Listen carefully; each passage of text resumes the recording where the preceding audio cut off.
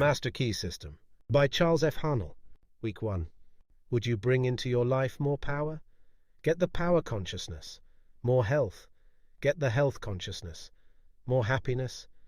Get the happiness consciousness. Live the spirit of these things until they become yours by right. It will then become impossible to keep them from you. The things of the world are fluid to a power within man by which he rules them. You need not acquire this power. You already have it. But you want to understand it. You want to use it. You want to control it. You want to impregnate yourself with it, so that you can go forward and carry the world before you. Day by day, as you go on and on, as you gain momentum, as your inspiration deepens, as your plans crystallize, as you gain understanding, you will come to realize that this world is no dead pile of stones and timber, but that it is a living thing. It is made up of the beating hearts of humanity. It is a thing of life and beauty. It is evident that it requires understanding to work with the material of this description, but those who come into this understanding are inspired by a new light, a new force. They gain confidence and greater power each day. They realize their hopes and their dreams come true. Life has a deeper, fuller, clearer meaning than before. That much gathers more is true on every plane of existence, and that loss leads to greater loss is equally true. Mind is creative, and conditions, environment, and all experiences in life are the result of our habitual or predominant mental attitude. The attitude of mind necessarily depends upon what we think. Therefore, the secret of all power, all achievement, and all possession depends upon our method of thinking. This is true because we must be before we can do, and we can do only to the extent that we are. And what we are depends upon what we think. We cannot express powers that we do not possess. The only way by which we may secure possession of power is to become conscious of power, and we can never become conscious of power until we learn that all power is from within. There is a world within, a world of thought and feeling and power, of light and life and beauty, and although invisible, its forces are mighty. The world within is governed by mind. When we discover this world, we shall find the solution for every problem, the cause for every effect. And since the world within is subject to our control, all laws of power and possession are also within our control. The world without is a reflection of the world within. What appears without is what has been found within. In the world within may be found infinite wisdom, infinite power, infinite supply of all that is necessary, waiting for unfoldment, development, and expression.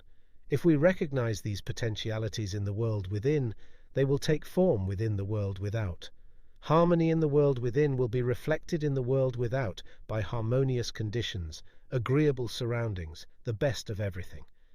It is the foundation of health and a necessary essential to all greatness, all power, all attainment, all achievement, and all success.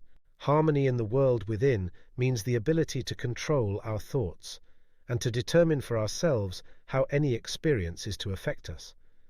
Harmony in the world within results in optimism and affluence. Affluence within results in affluence without. The world without reflects the circumstances and the conditions of the consciousness within. If we find wisdom in the world within, we shall have the understanding to discern the marvelous possibilities that are latent in this world within, and we shall be given the power to make these possibilities manifest in the world without. As we become conscious of the wisdom in the world within, we mentally take possession of this wisdom, and by taking mental possession, we come into actual possession of the power and wisdom necessary to bring into manifestation the essentials necessary for our most complete and harmonious development. The world within is the practical world in which the men and women of power generate courage, hope, enthusiasm, confidence, trust, and faith, by which they are given the fine intelligence to see the vision and the practical skill to make the vision real. Life is an enfoldment, not accretion. What comes to us in the world without is what we already possess in the world within. All possession is based on consciousness. All gain is the result of an accumulative consciousness. All loss is the result of a scattering consciousness. Mental efficiency is contingent upon harmony. Discord means confusion. Therefore, he who would acquire power must be in harmony with natural law. We are related to the world without by the objective mind. The brain is the organ of this mind, and the cerebrospinal system of nerves puts us in conscious communication with every part of the body. This system of nerves responds to every sensation of light, heat, odor, sound, and taste. When this mind thinks correctly, when it understands the truth, when the thoughts sent through the cerebrospinal nervous system to the body are constructive, these sensations are pleasant, harmonious. The result is that we build strength, vitality, and all constructive forces into our body. But it is through this same objective mind that all distress, sickness, lack, limitation, and every form of discord and inharmony is admitted to our lives. It is therefore through the objective mind, by wrong thinking, that we are related to all destructive forces. We are related to the world within by the subconscious mind. The solar plexus is the organ of this mind. The sympathetic system of nerves presides over all subjective sensations, such as joy, fear, love, emotion, respiration, imagination, and all other subconscious phenomena. It is through the subconscious that we are connected with the universal mind and brought into relation with the infinite constructive forces of the universe. It is the coordination of these two centers of our being and the understanding of their functions which is the great secret of life. With this knowledge, we can bring the objective and subjective minds into conscious cooperation and thus coordinate the finite and the infinite. Our future is entirely within our own control. It is not at the mercy of any capricious or uncertain external power. All agree that there is but one principle or consciousness pervading the entire universe, occupying all space, and being essentially the same in kind at every point of its presence.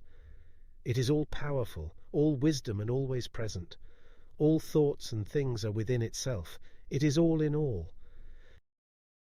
There is but one consciousness in the universe able to think, and when it thinks, its thoughts become objective things to it. As this consciousness is omnipresent, it must be present within every individual. Each individual must be a manifestation of that omnipotent, omniscient, and omnipresent consciousness.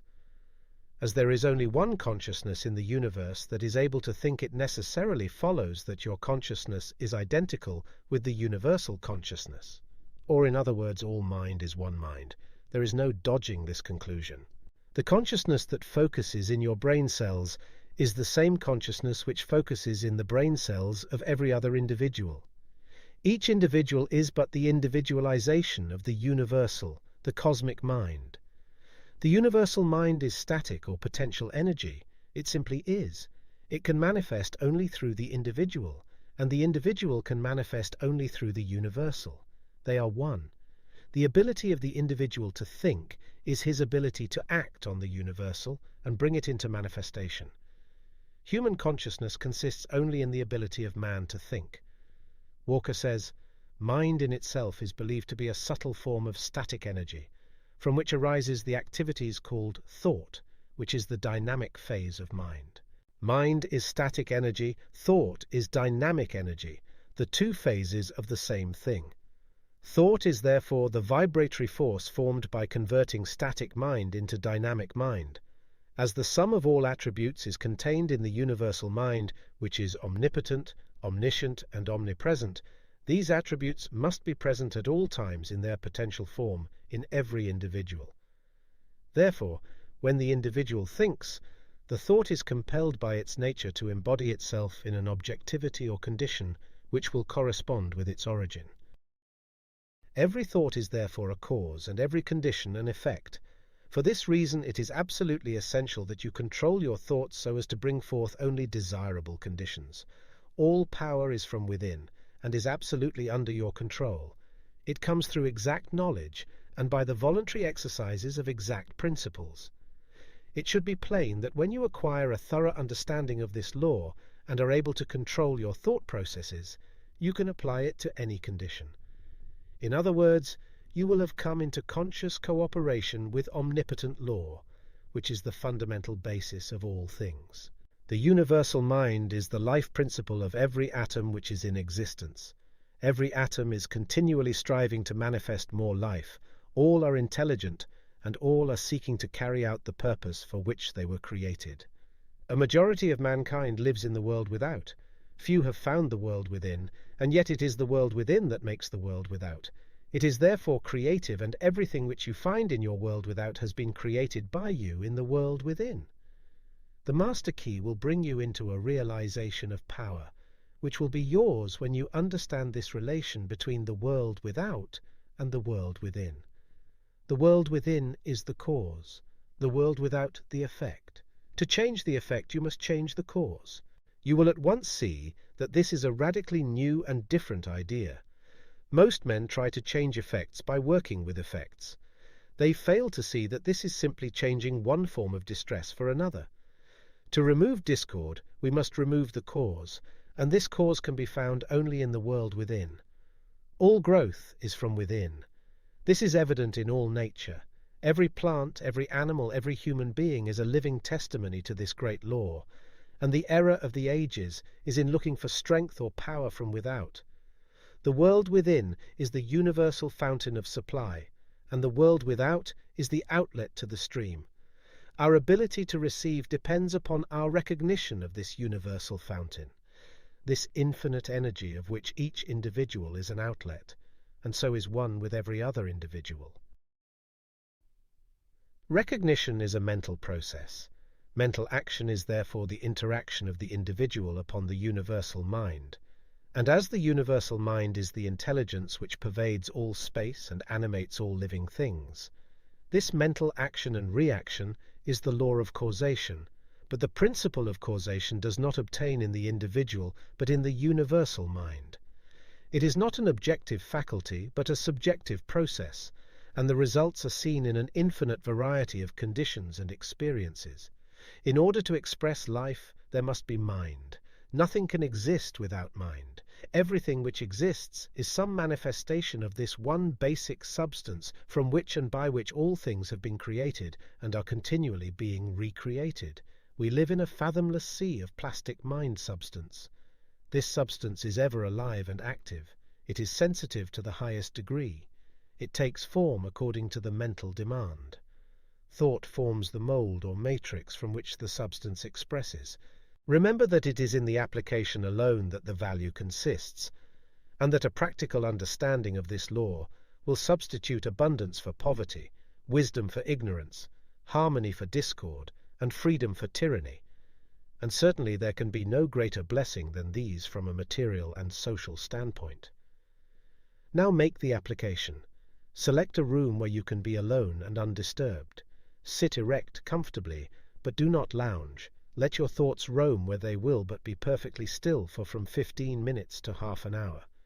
Continue this for 3 or 4 days, or for a week, until you secure full control of your physical being. Many will find this extremely difficult. Others will conquer with ease. But it is absolutely essential to secure complete control of the body before you are ready to progress. In Part 2, you will receive instructions for the next step. In the meantime, you must have mastered this one. Week 1 Q&A. What is the world without in its relation to the world within? The world without is a reflection of the world within. Upon what does all possession depend? All possession is based on consciousness. How is the individual related to the objective world? The individual is related to the objective world by the objective mind. The brain is the organ of this mind. How is he related to the universal mind? He is related to the universal mind by the subconscious mind. The solar plexus is the organ of this mind. What is the universal mind? The universal mind is the life principle of every atom which is in existence. How can the individual act on the universal? The ability of the individual to think is his ability to act upon the universal and bring it into manifestation.